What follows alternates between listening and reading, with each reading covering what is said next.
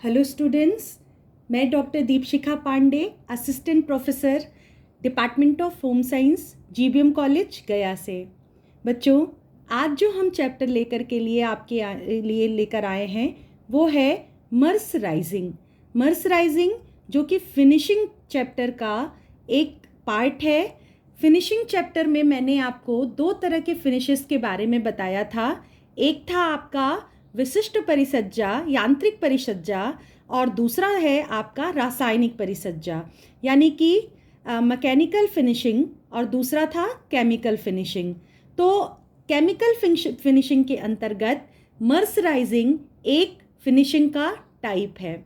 अपने फिनिशिंग को शुरू करने से पहले हम थोड़ा सा आपको इसका इंट्रोडक्शन बता देते हैं कि बच्चों, जब भी करघे से कपड़ा हमारा उतर कर के आता है तो उस पर बहुत सारी अशुद्धियाँ उपस्थित होती हैं, धूल धक्कड़ होते हैं, गंदगी होती है। तो इनको साफ करने के लिए हम लोग जो प्रक्रिया कहते हैं वो कहलाती है स्काउरिंग।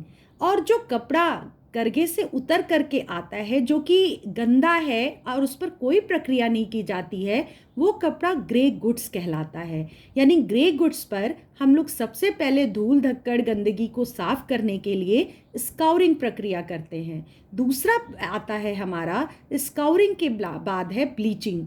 ब्लीचिंग में हम लोग कपड़े पर जो ग्रीस, मशीन का तेल, ये सब गंदगी होती है उनको साफ करके कपड़े को बिल्कुल रंगहीन यानी कि सफ़ेद बना दिया जाता है।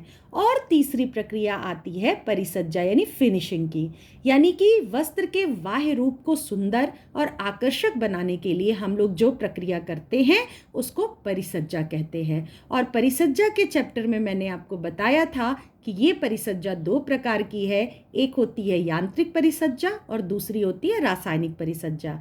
यांत्रिक परिसज्जा वो थी जो मशीन और रोलर के द्वारा संपन्न की जाती थी, और केमिकल फिनिशिंग यानी कि रासायनिक परिसज्जा वह परिसज्जा है जिसमें हम रसायन का प्रयोग करते हुए परिसज्जा को संपन्न करते हैं।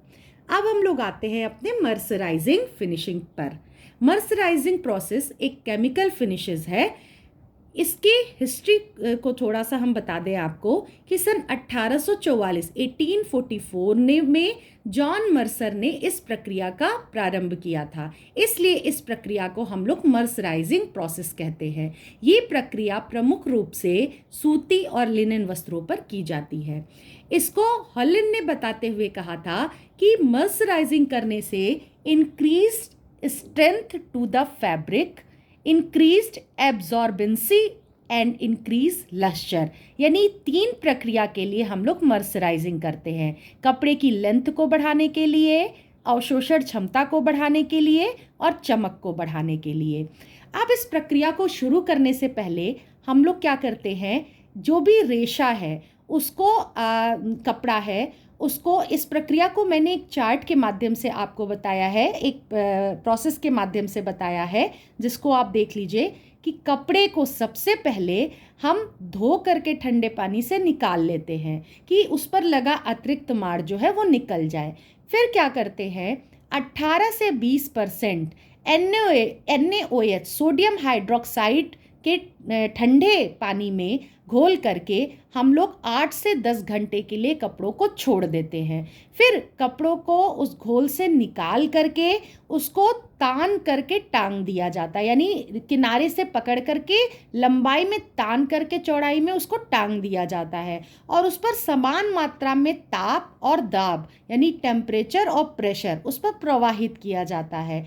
प्रवाहित करने के बाद पुनः कपड़े को ठंडे पानी से धो करके साफ कर लिया जाता है, और उसके बाद जो अतिरिक्त यानी सोडियम हाइड्रोक्साइड जो अतिरिक्त है उसको निकालने के लिए माइल्ड एसिड का यूज़ करके, यानी तनु जो हमारा अम्ल है उनका प्रयोग करके हम लोग क्या करते हैं, ठंडे पानी में घोल करके और कपड़े को इस ठंडे पानी के घोल से निकाल करके सुखा लेते हैं, जिससे कि अतिरिक्त जो सोडियम हाइड्रोक्साइड है, कास्टिक सोडा है, वो इस कपड़े से निकल जाए। और तब जो हमारा कपड़ा प्राप्त होगा उसमें क्या होगी, उसकी लंबाई बढ़ी होगी, एब्जॉर्बेंसी उसकी बढ़ जाती है और उसकी चमक बढ़ जाती है, यानी कि वो मजबूत हो जाता है कपड़ा और उसमें अवशोषण क्षमता, नमी को अवशोषित करने की क्षमता बढ़ जाती है, जिसके कारण उस पर कोई भी जब हम रंग अप्लाई करते हैं तो वो आसानी से चढ़ता है और क्या हो सकता है, रंग पक्का चढ़ता है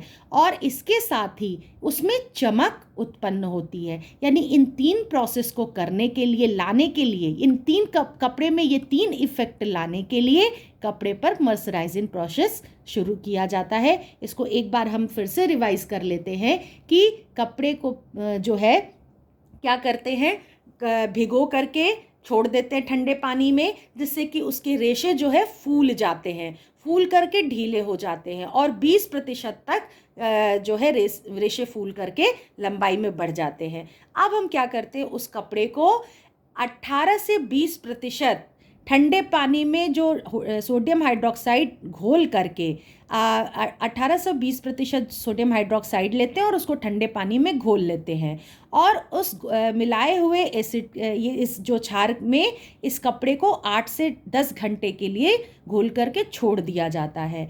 फिर उसको निकाल करके उसको लंबाई में तान करके टांग दिया जाता है और उस पर समान ताप और दाब प्रवाहित किया जाता है।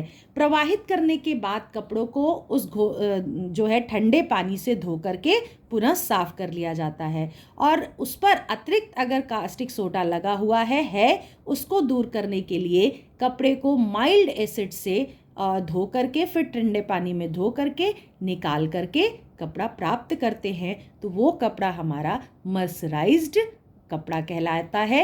और आप कपड़े पर देखते होंगे लोगो जो लगा रहता है उस पर लिखा रहता है मर्सराइज्ड कॉटन। ये प्रक्रिया कॉटन और लिनन वस्त्रों पर की जाती है। Thank you.